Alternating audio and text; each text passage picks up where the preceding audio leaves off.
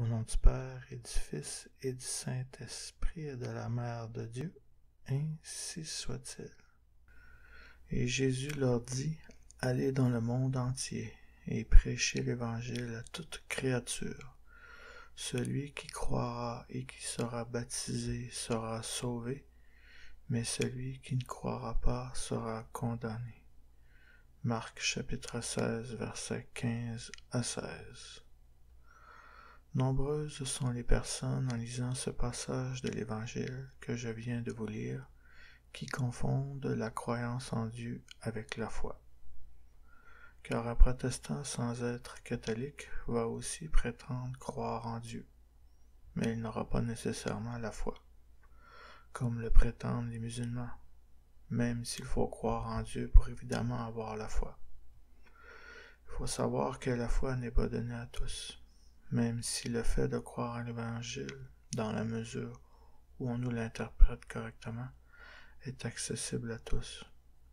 Car la foi repose sur une révélation du divin, et l'Évangile en lui-même n'est qu'un intermédiaire, un instrument de Dieu pour nous donner la foi. Et bien que le livre en lui-même a été écrit par personne qui avait la foi, ce qu'on y retrouve à l'intérieur ne demeure que son témoignage, et non la foi en elle-même qu'il avait. Par exemple, un aveugle de naissance peut se mettre à croire en l'existence de la Lune, sur la base du témoignage d'une personne qui a la vue pour la voir.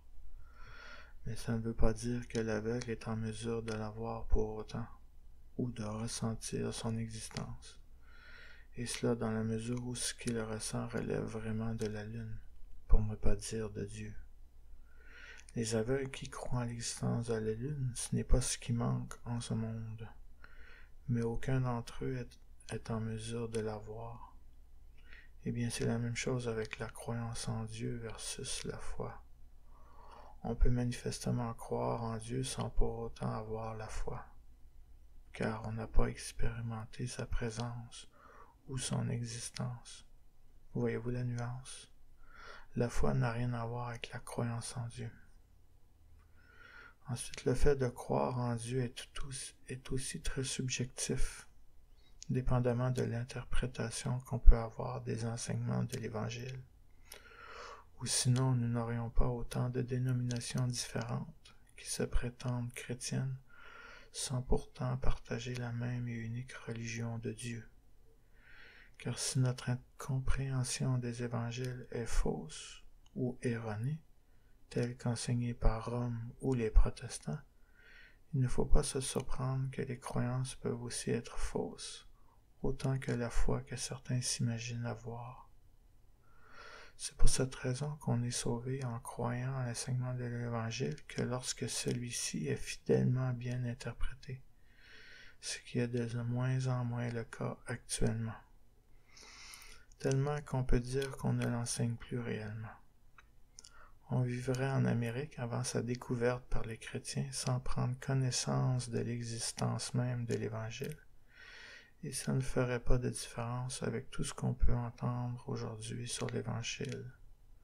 Car c'est là que la foi prend son importance chez celui qui a le rôle de l'enseigner, ce qui n'est pas la vocation de tous.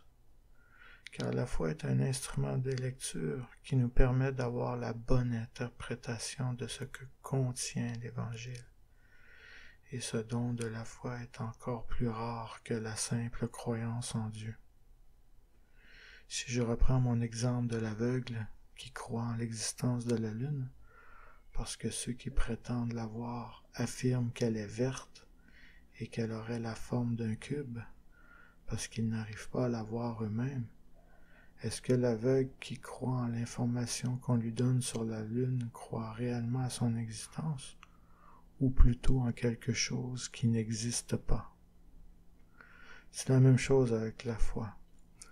On peut croire qu'on est en sa possession et se retrouver à enseigner l'Évangile n'importe comment. Alors si on reprend ce verset de l'Évangile de Saint Marc, est-ce qu'on peut conclure qu'on est condamné à l'enfer en refusant de croire en quelque chose qu'on nous a transmis d'une manière erronée? Eh bien, la réponse est non. Alors, si l'Évangile qui est enseigné partout est prêché incorrectement, qui va vous sauver? Votre croyance en Dieu ou Dieu? Eh bien, c'est Dieu et nul autre, même si vous pensez avoir le baptême. Et maintenant, sachant que je suis le dépositaire de la foi en tant que successeur de Saint Pierre, qui peut prétendre mieux que moi d'avoir la foi nécessaire pour comprendre et interpréter correctement l'Évangile? Car c'est le genre de question qu'on se pose rarement chez les sédévacantistes, qui s'imaginent avoir davantage la foi que Rome, alors que le rôle du successeur de Saint Pierre est de justement confirmer ou non qu'ils ont la foi.